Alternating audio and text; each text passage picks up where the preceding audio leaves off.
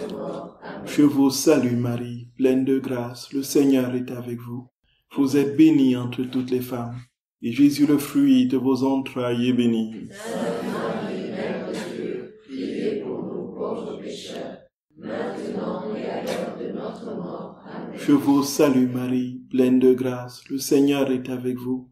Vous êtes bénie entre toutes les femmes, et Jésus, le fruit de vos entrailles, est béni. Sainte Marie, Mère de Dieu, priez pour nous pauvres pécheurs, maintenant et à l'heure de notre mort. Amen. Je vous salue Marie, pleine de grâce, le Seigneur est avec vous.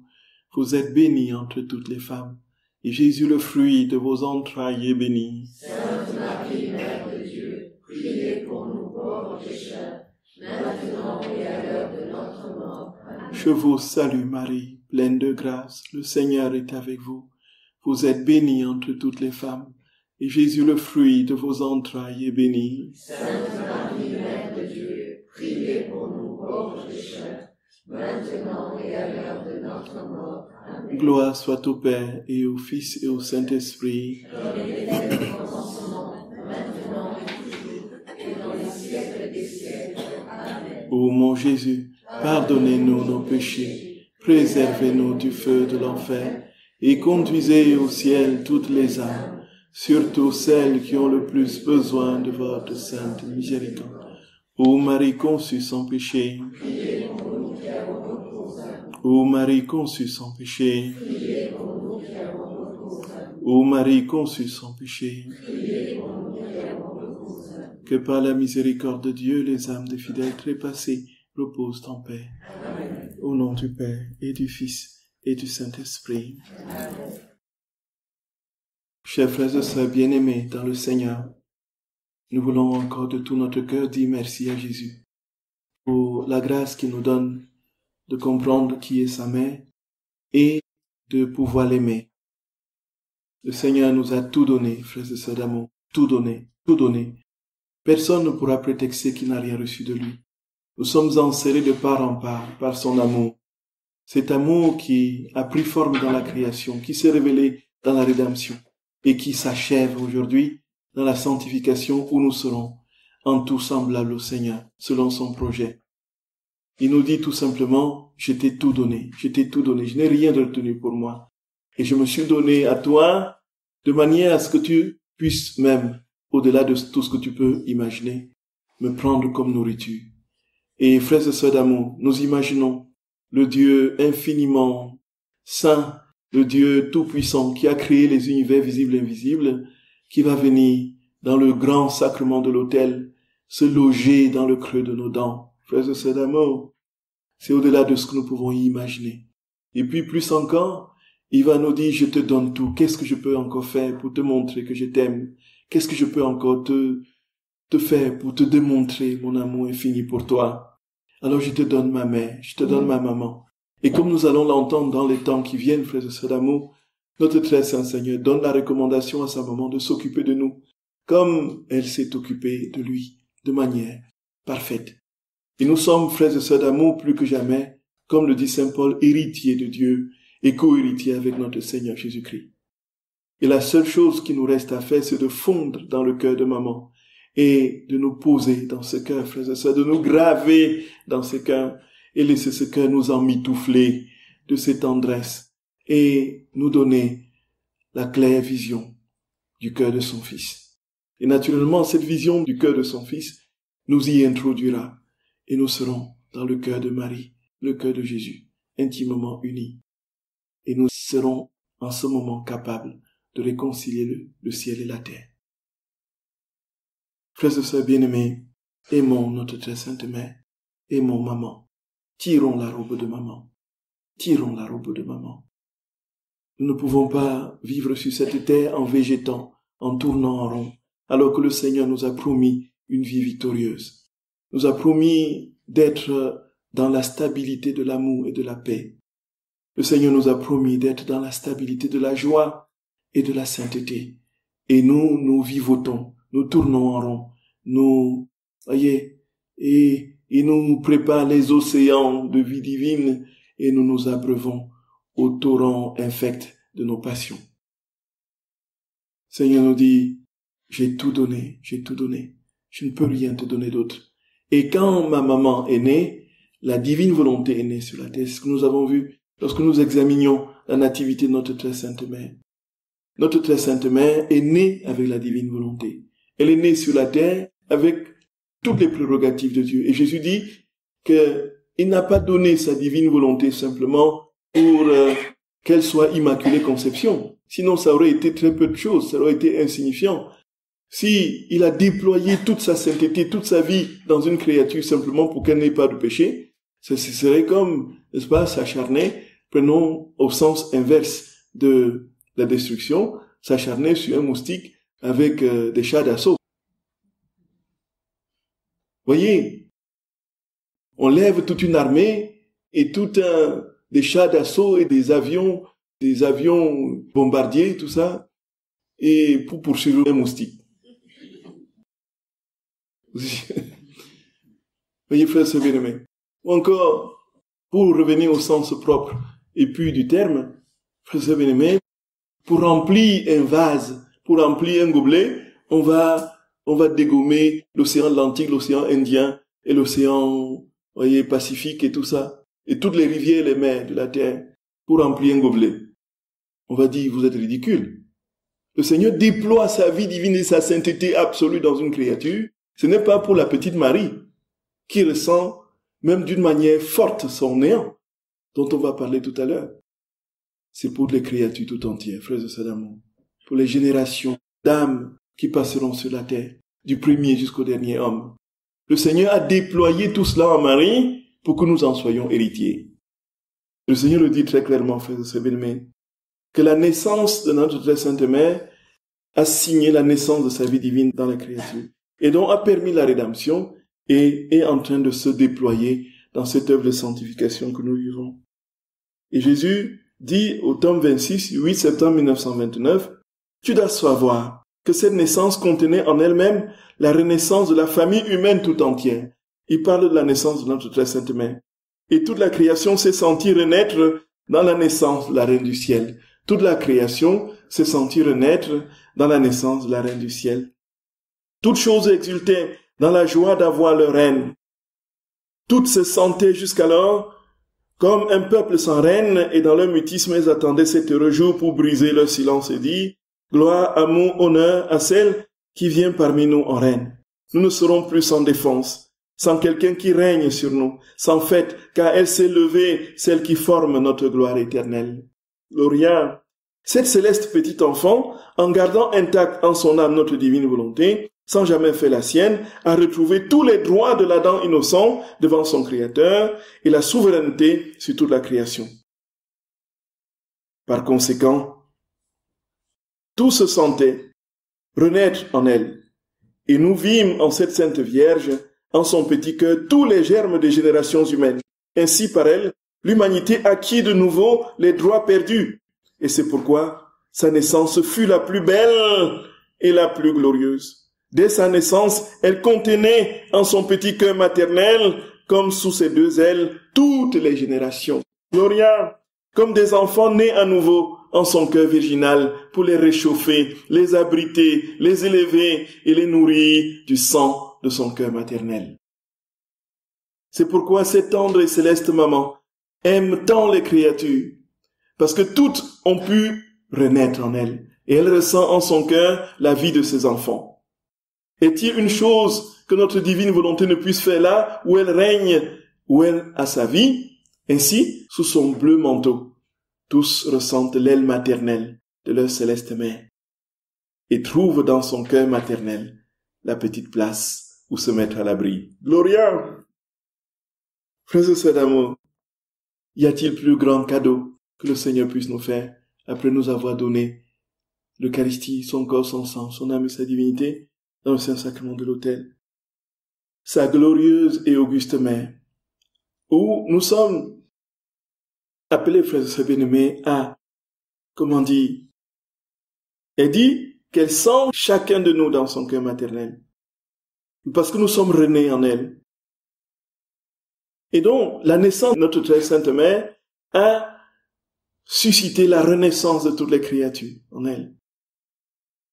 Elle a été donc gravée dans chaque créature et exerce désormais sa maternité sur toutes les réalités créées. Et là où elle règne, là, frères et sœurs d'amour, Dieu règne. Et nous comprenons pourquoi Saint Maximilien Marie Kolbe dira que la Vierge Marie, c'est l'incarnation de l'Esprit, que le terme épouse n'est pas suffisamment fort et approprié pour dire l'union de l'Esprit Saint et la Vierge Marie. On n'a pas dit que Saint Maximilien Marie Kolbe, parce qu'il a dit ça a été hérétique. Hein. L'incarnation du Saint-Esprit, quand vous avez entendu ça, vous êtes quand même, ça vous a un peu interloqué, voyez un peu. Mais comment est-ce qu'on peut arriver jusqu'à ça, voyez un peu. On n'a pas dit qu'il était hérétique. L'Église l'a canonisé, voyez un peu. Dans ce que notre très saint Seigneur dit ici à Luisa Picaretta, y a-t-il plus fort? Notre Seigneur n'a pas dit ici que Marie était l'incarnation du Saint-Esprit, le Saint-Esprit s'est incarné en Marie. Allez, frères et sœurs d'amour, c'est absolument inouï. Maman est dans le cœur de son fils, et comme son fils contient tout, tout est contenu dans le cœur de maman. La transitivité mathématique. Vous voyez? Et il s'ensuit, frères et sœurs d'amour, que là où est maman, le Saint-Esprit est automatiquement présent. Automatiquement présent. Ce n'est même pas une question de, voilà, maman est là, ah oui, je cours.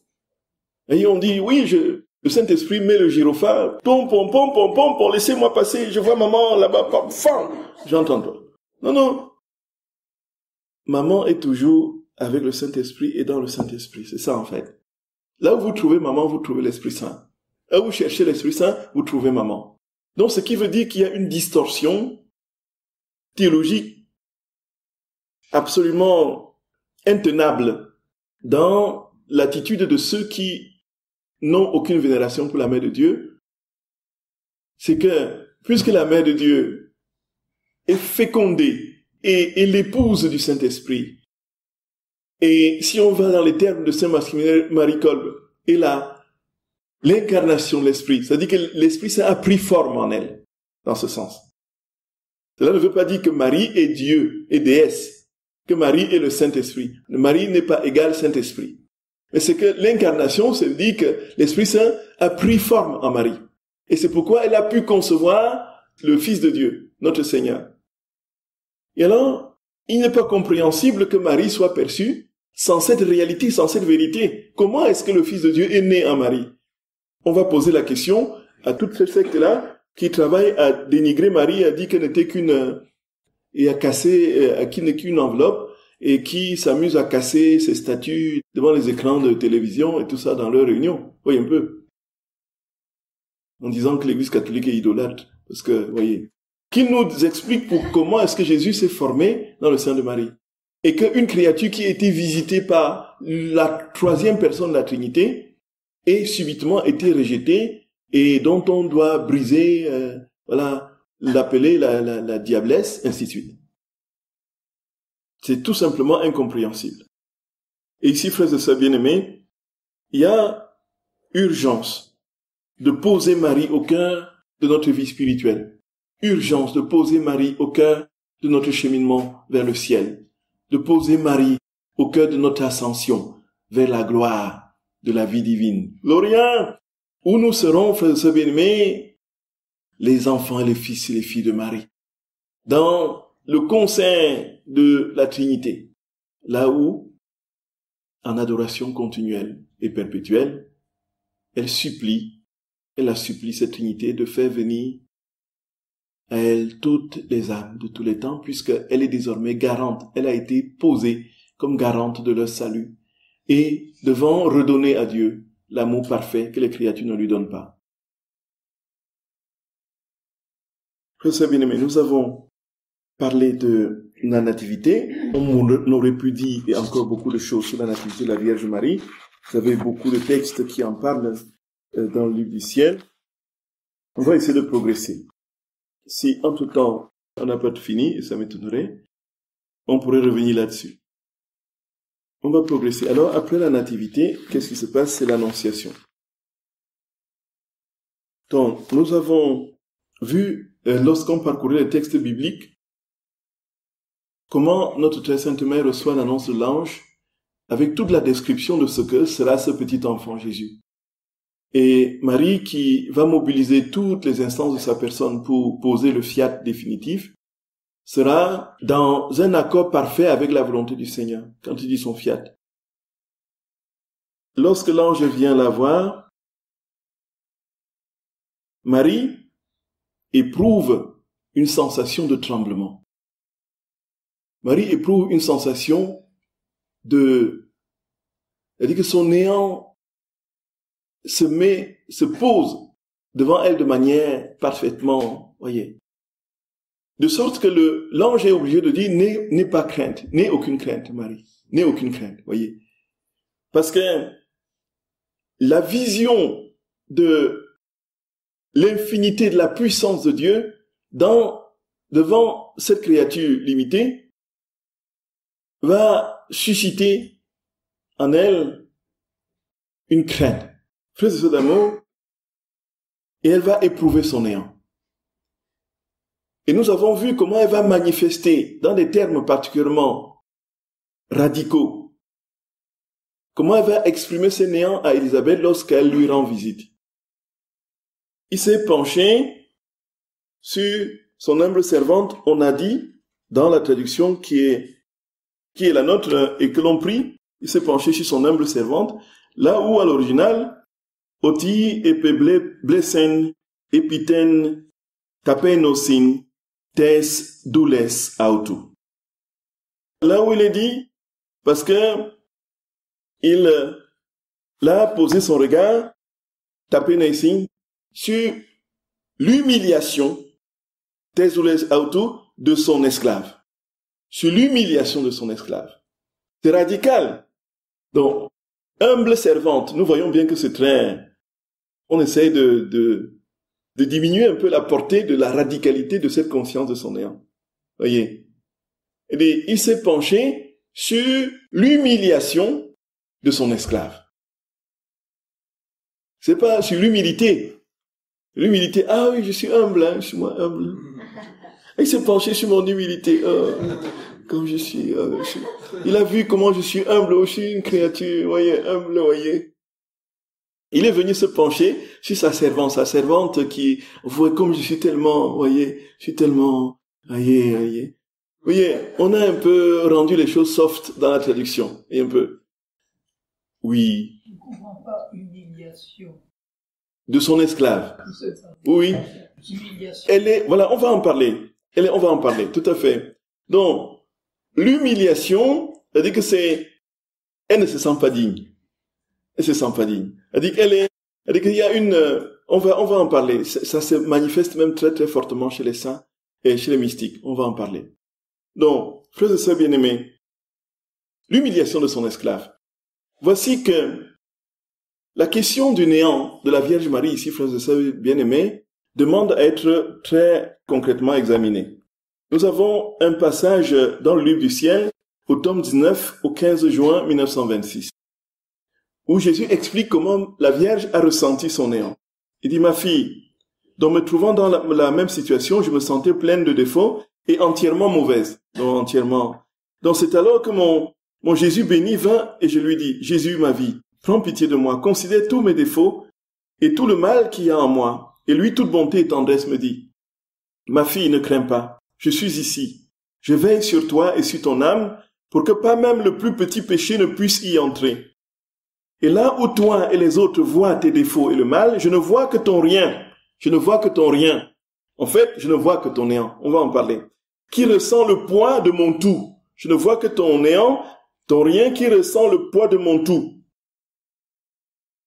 En fait, plus je t'élève intimement à moi et te fais connaître tout ce que le tout veut faire avec ton rien, plus tu ressens ton néant et presque terrifié et écrasé sous le tout, tu voudrais éviter de manifester et même de mettre sur le papier ce que le tout veut faire de ton rien. D'autant plus que malgré ta répugnance, c'est toujours moi qui gagne et te fais faire ce que je veux. C'est aussi ce qui est arrivé à ma céleste maman. Lorsque l'ange lui dit « Je vous salue Marie, pleine de grâce », Vous allez concevoir le Fils de Dieu. En entendant cela, elle fut effrayée. Elle trembla et dit, comment cela se fera-t-il? Mais elle finit par dire, qu'il me soit fait selon ta parole. Elle ressentit, écoutons, tout le poids du tout sur son rien, et naturellement, elle trembla. Gloria, Gloria. Il dit, ainsi, lorsque je manifeste tout ce que je veux de toi, et que ton rien est effrayé, je vois la peur, la crainte de la reine souveraine qui se répète. Et avec compassion, je lève ton rien, je le fortifie pour qu'il puisse soutenir le tout. Par conséquent, ne t'inquiète pas, mais pense plutôt à laisser le tout opérer en toi. Frères et sœurs bien-aimés, dans un seul mot, le néant, il y a plusieurs significations qui peuvent en découler d'un seul mot, de ce seul mot. Dans le néant, dans son sens premier, on peut situer un peu à trois niveaux, ce que j'essaie de voir, les acceptions du néant.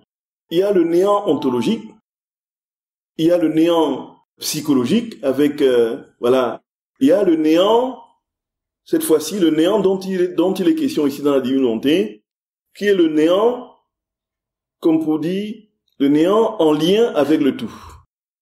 Donc le néant de plénitude. Voilà. On va intituler ça comme ça. Voilà. Donc le néant ontologique, le néant psychologique, et puis le néant de plénitude. On va dire ça comme ça. Le néant ontologique, c'est quoi? C'est ce qui n'existe pas. C'est l'absence d'être. Donc, Dieu tire l'existence du néant, cela veut dire qu'il n'y avait rien auparavant. C'est le vide, c'est le chaos primitif, le chaos grec, qui est l'absence de toute réalité, de tout être, de toute manifestation visible ou invisible d'un être. Donc il n'y a rien, c'est le chaos. C'est le vide, voilà. C'est le néant ontologique. Donc c'est le néant, ça ne peut pas être, frères et sœurs bien-aimés, le néant dont il est ici question, et dont nous parlons dans la divine volonté. Nous ne disparaissons pas dans la divine volonté. Nous ne finissons pas avec notre être, nous n'entrons pas, nous ne nous liquéfions pas. Un peu comme ce qu'on peut entendre dans les philosophies et religions orientales, l'être qui, au terme des cycles de réincarnation, des samsara, atteint un seuil d'extraction de sensibilité et entre dans le fluide impersonnel et n'existe plus et redevient zéro. Et tu n'existes plus, c'est terminé. C'est le gros néant. Tu n'existes pas. Dans la divine volonté, ça aurait été tout simplement aberrant de comprendre que Dieu nous crée pour nous détruire. Il crée, il dit, donne-moi ta volonté, et puis quand nous entrons en lui, il nous détruit. Tu n'existes plus. On ne verra plus jamais qui est Paul. Il a vécu sur la terre. Comme il a vécu dans la divine volonté, il a été anéanti. On comprend bien que ça ne peut pas être le cas. Voyez, frères et sœurs bien-aimés. Est-ce que ce premier point, on est au clair? Est-ce qu'on peut dire qu'on est au clair? Oui. Donc, il ne s'agit pas du néant qui est le vide, qui est le chaos, qui est l'inexistence de tout être. Il y a le deuxième niveau du néant, qu'on peut appeler le néant psychologique. Ici, qu'est-ce qu'il s'agit? Il s'agit de quoi, frères et sœurs bien-aimés? Donc, dans la détresse, dans la souffrance, dans les situations extrêmes de notre vie, nous expérimentons une forme d'abattement intérieur. Nous pouvons expérimenter une forme de néant. Le néant qui est tout simplement, quand on dit il a été anéanti par la nouvelle, il a été anéanti par la nouvelle de la mort ou bien par la nouvelle de la mort de son père ou de sa mère, de son enfant, il est anéanti, il a été détruit. En fait, il y a ce brisement qui est en fait la conséquence des souffrances que nous pouvons vivre, soit à l'extérieur, soit à l'intérieur de nous, qui nous plonge dans une conscience de notre chronique inutilité et de notre impuissance radicale, d'une part, et surtout, cette conscience de l'impuissance est truffée de part en part par l'angoisse, l'amertume et la douleur? Qui parlera de ton amour dans la tombe, de ta fidélité au royaume de la mort? Connaît-on dans les ténèbres tes miracles et ta justice au pays de l'oubli? Moi, je crie vers toi, Seigneur. Dès le matin, ma prière te cherche. Pourquoi me rejeter, Seigneur? Pourquoi me cacher ta face? Connaissons le psaume 87. Malheureux frappé à mort depuis l'enfant, je n'en peux plus d'endurer tes fléaux. Sur moi ont déferlé tes orages, tes effrois m'ont réduit au silence. Voyez. Donc, on est dans la conscience qu'on n'est rien, tout simplement parce qu'on est abattu, humilié, on est dans la tristesse et l'angoisse. Ça, c'était une longue phase de ma vie, frères et sœurs bien-aimés. Avec tout ce que je vous ai raconté, donc, les élans continuellement frustrés, les rejets, les humiliations, faisaient que j'avais quasiment intériorisé l'idée que ça ne valait pas la peine, que je ne valais absolument rien. Et ce rien-là n'était pas le rien d'ici, dont on parle ici, que j'étais rien. Et je m'étais construit intérieurement, justement, une idée de moi-même qui faisait que, en fait, de toutes les façons, tu es l'être le plus inutile sur la terre. Et puis, je me répétais en boucle, je suis un vaurien, je suis un vaurien, je suis un vaurien. Je me répétais en boucle, sous la douche, en mangeant et tout, je suis un vaurien, je suis un vaurien. Et c'est mon confesseur qui m'a dit, je ne veux plus t'entendre. Je ne veux plus t'entendre. Voyez, je suis un vaurien, ça n'avait absolument rien à voir avec la manifestation, la théophanie de Dieu qui vient, qui saisit l'âme et qu'on reconnaît, qu'on sait. Voyez un peu. Je suis un vaurien. Et là, je me dépréciais considérablement dans un complexe d'infériorité. J'allais dire complexe d'humilité, ça aurait été plutôt bien.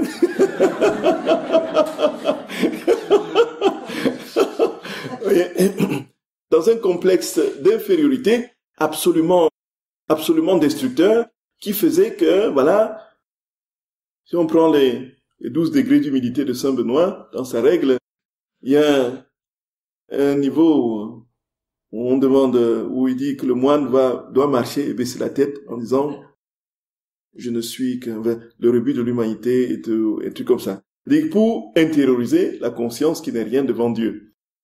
Donc, je pouvais le dire avec toute l'amertume et l'aigreur que ça pouvait comporter, les révoltes contre Dieu, contre les uns et les autres qui m'ont fait souffrir, qui me rejettent, ainsi de suite. Et donc, je me rabattais sur ma misère, et voilà, je suis un rien. Donc, il y a cette néantisation psychologique qui peut être de l'ordre, si ça doit durer, ça risque d'entraîner la dépression. Voyez un peu ça.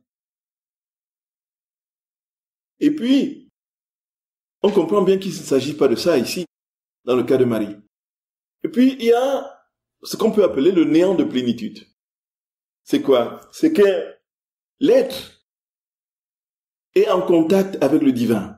L'âme est en contact, le rien dans le sens non pas de ce qui n'existe pas, non pas dans le sens de la dépression, mais dans le sens, effectivement, de la conscience. C'est-à-dire que ce néant-là apparaît devant le tout. Voilà. Ce néant n'apparaît que devant le tout.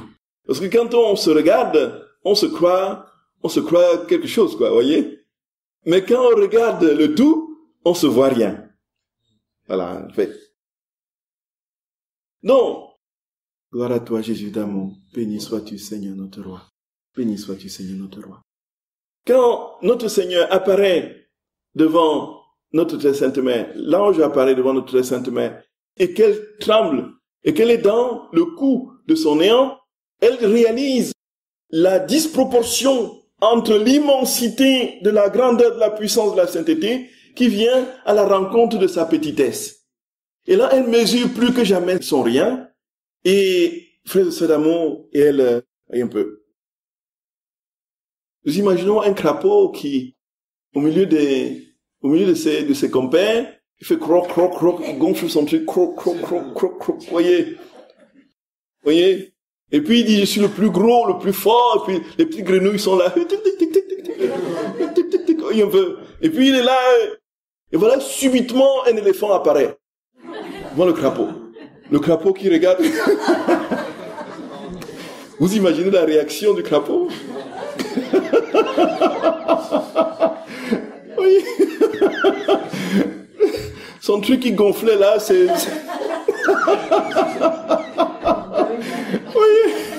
voyez, il se rend compte que un seul orteil de l'éléphant va le pulvériser, voyez un peu. Qu'est-ce qu'il fait? Mais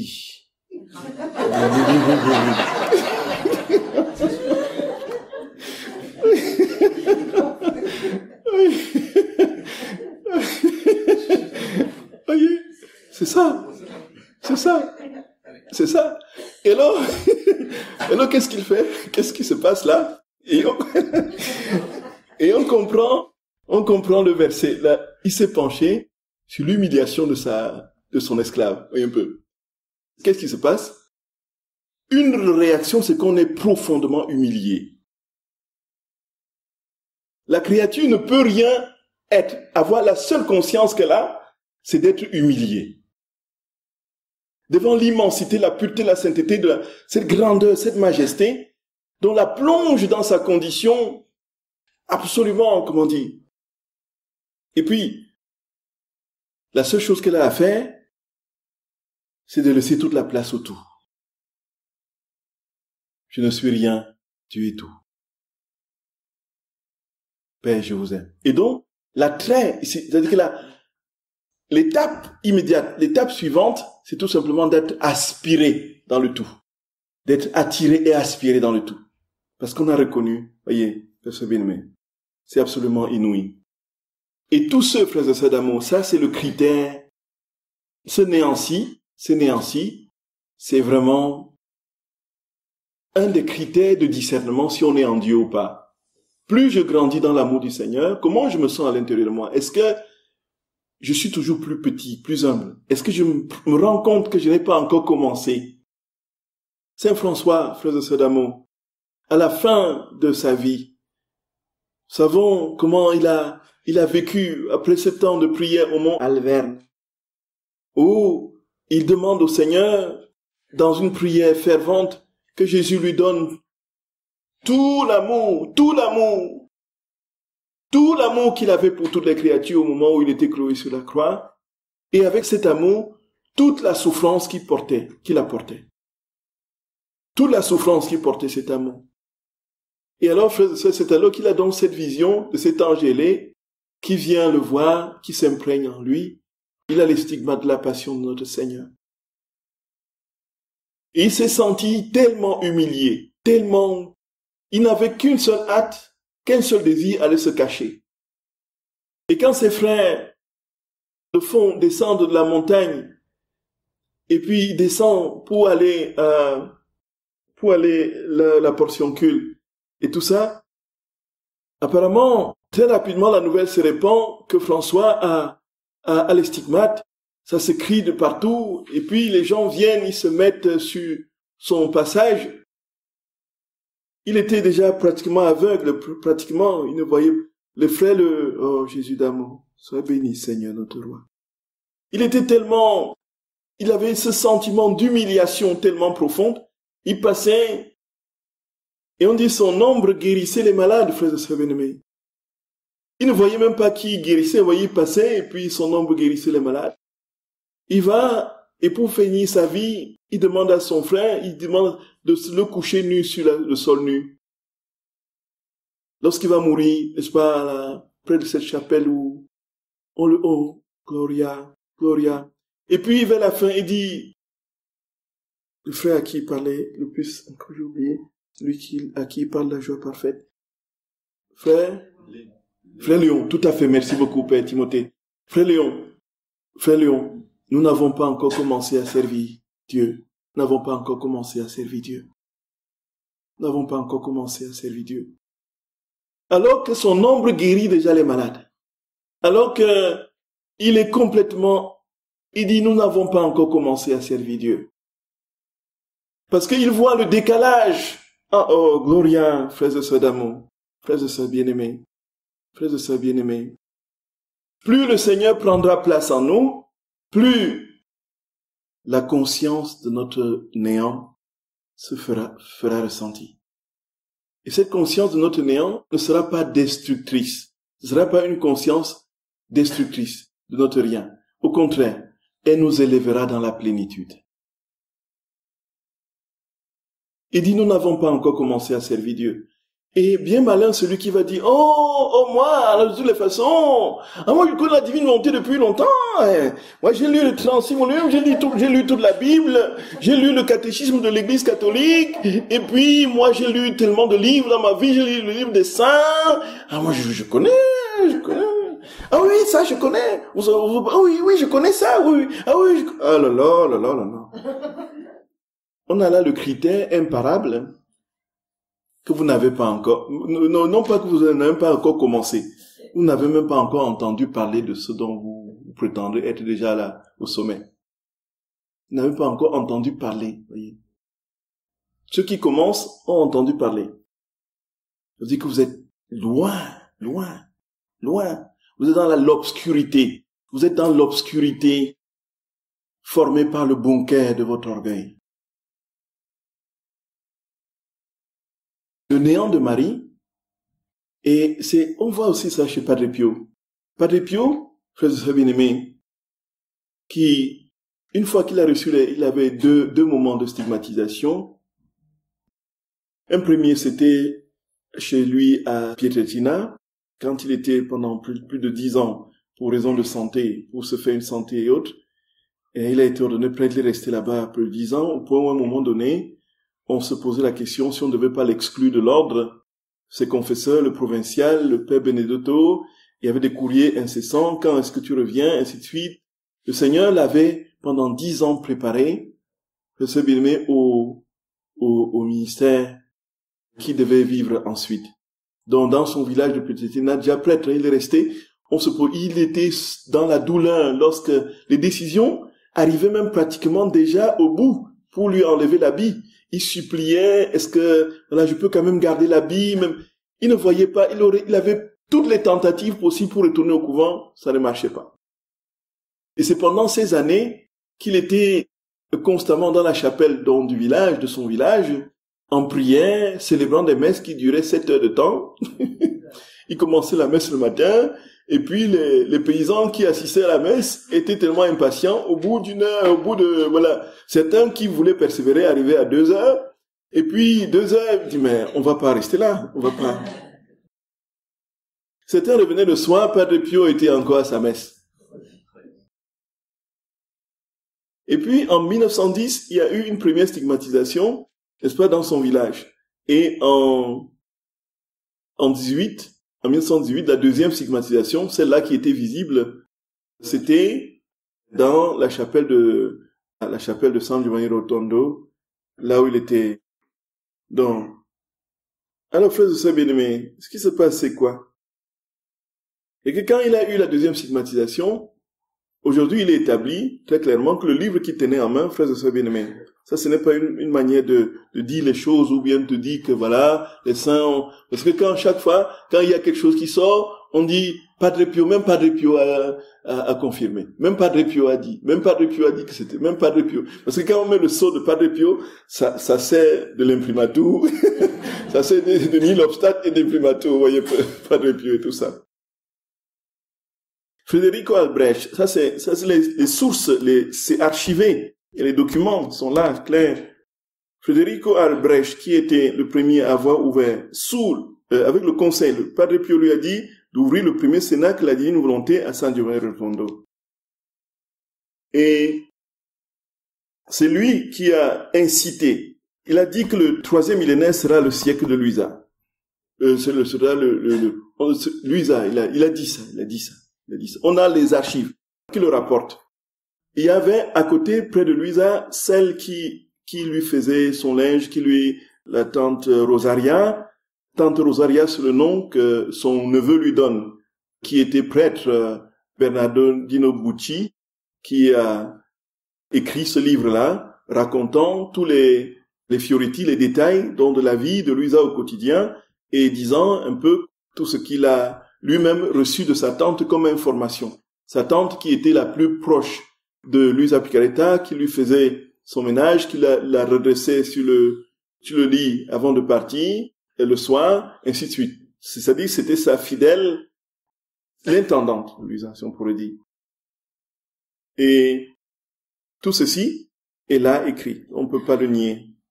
On sait, tout simplement, ça c'est une certitude, frères et sœurs d'amour, ça c'est une mauvaise parole. Vous voyez ces vérités-ci. Combien d'âmes, des centaines de milliers ont été transformées à la lecture de ces écrits. Et aujourd'hui, on continue à en être transformé. Mon ministère même a vu a trouvé tout, non seulement mon ministère, ma vie spirituelle, mon ministère. Donc, on reconnaît l'arbre à ses fruits, voyez. Mais il faudra garder le cap de la doctrine de l'Église. Il faut que tout soit conforme à la doctrine. Au jour d'aujourd'hui, ceux qui s'en occuperont pour répondre aux objections, ce sont les postulateurs. Mais quant à nous, ce qui est clair et net, frères et sœurs bien-aimés, s'il y a quelque chose que nous ne comprenons pas, demandons à qui peut nous répondre avec compétence. Comprenez? Et donc, pour revenir au néant de Padre Pio, donc Padre Pio avait donc ce livre-là qu'il lisait, les Heures de la Passion de Giuseppe Greta, qu'il avait. Et donc, c'est à ce moment qu'il a vu donc le Seigneur sorti du crucifix, l'imprégner, et il a eu la marque visible. Alors il a dit ceci. Il a eu un sentiment d'humiliation, une humiliation, telle qu'il aurait voulu tout simplement faire une chose, aller se cacher. Qu'est-ce qui s'est passé? C'est que la puissance déferlante de l'amour infini de Dieu, sa majesté et sa sainteté ont rencontré une créature limitée. Et donc, il y a une seule réaction qui soit possible, c'est se sentir humilié. Le crapaud devant l'éléphant. Et donc, c'est pourquoi il aurait bien voulu que il cachait les stigmates et tout ça. Et même quand les médecins, plusieurs fois il a été opéré de différentes maladies et tout ça, les médecins voulaient l'anesthésier, alors pour profiter, examiner et regarder il dit non, allez-y, comme sans anesthésie, non. Parce qu'il savait, comme il disait, il savait que, voilà, il devait, voilà. Et ça a été une humiliation pour lui toute sa vie. On l'a examiné sur toutes les coutures, il a dit, j'aurais pu m'en passer. Frères et sœurs bien-aimés, la radicalité du don total de nous-mêmes à Dieu implique, en retour, le règne de sa vie en nos cœurs et dans nos vies. Et quand il règne, non pas que nous n'existions plus au sens premier du terme, non pas que nous sommes abattus au sens second du terme, mais nous sommes élevés. Notre néant, la conscience de notre vide laisse toute la place à Dieu. Et donc ce néant de plénitude, que nous pourrons appeler le néant de plénitude, est ce néant dont il est question ici. De sorte que quand nous disons dans la prière d'infusion, je ne suis rien, Dieu est tout, voilà, c'est dans ce sens-là. Et quand vous allez entendre des critiques, on vous dit que le néant, et ainsi de suite, bon, on vous dit, vous êtes à quel niveau du néant? Vous parlez de quel néant? Posez la question, de quel néant parlez-vous? En fait, ceux qui le disent, c'est parce qu'ils ne savent pas que on éprouve, c'est-à-dire que c'est le néant lorsque Dieu a pris toute la place. Et vous dites, bon, comment a réagi Marie? Comment a réagi, vous voyez un peu. Et c'est vrai pour tous les saints. On peut les citer tous. Ils arrivent à cette conscience. Et quand on voit, frères et sœurs bien-aimés, il y a des faux stigmatisés, des faux stigmatisés, qui se promènent dans des stades et qui montrent, voyez, regardez les plaies, et les gens donnent le chapelet, ils bénissent. Et puis qui amènent des caméras et des télévisions pour filmer, voyez, les stigmates, sont des faux. Quand vous avez ces vrais stigmates, vous n'avez qu'une seule chose, vous n'avez qu'un seul désir, fuir et vous cacher, que personne ne vous voit. Et on fait paraître dans les journaux, ah oui, il est stigmatisé, oh, c'est le successeur de Padre Pio, oh, regardez, oh oui, ah oui, regardez comment Jésus m'a favorisé, regardez. C'est vraiment des escrocs. Et sur la crédulité du peuple, ils se tissent un empire financier. Et puis ils inventent des trucs, oui. Non, frères et sœurs bien-aimés. les vrais stigmatisés sont cachés. Les vrais stigmatisés sont cachés. C'est parce que leur néant a rencontré le tout. Parce que leur néant a rencontré le tout. Je vous salue Marie, pleine de grâce. Le Seigneur est avec vous. Vous êtes bénie entre toutes les femmes. Et Jésus, le fruit de vos entrailles, est béni. Sainte Marie, Mère de Dieu, priez pour nous pauvres pécheurs, maintenant et à l'heure de notre mort. Au nom du Père et du Fils et du Saint-Esprit. Amen.